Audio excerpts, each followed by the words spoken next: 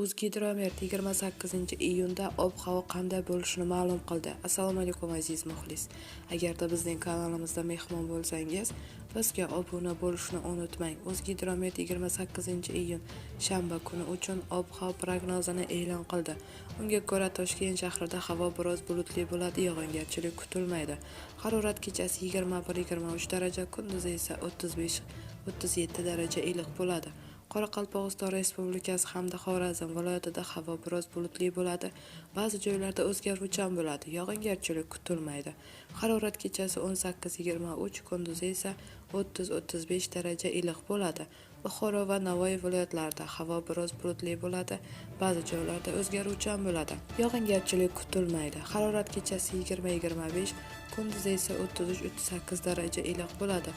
Toshkent, Sirdaryo, Jizzax va Samarqand viloyatlarida havo biroz bulutli bo'ladi, yog'ingarchilik kutilmaydi. Harorat kechasi 19-24, kunduzi esa 32-37 daraja iliq bo'ladi. Qashqadaryo va Surxondaryo viloyatlarida havo biroz bulutli bo'ladi, yog'ingarchilik kutilmaydi. Harorat kechasi 20-25, kunduzi esa 36-41 daraja iliq bo'ladi. Andijon, Namangan va Farg'ona viloyatlarida havo biroz bulutli bo'ladi, yog'ingarchilik kutilmaydi. Harorat kechasi 20-25, kunduzi esa 32-37 daraja iliq bo'ladi.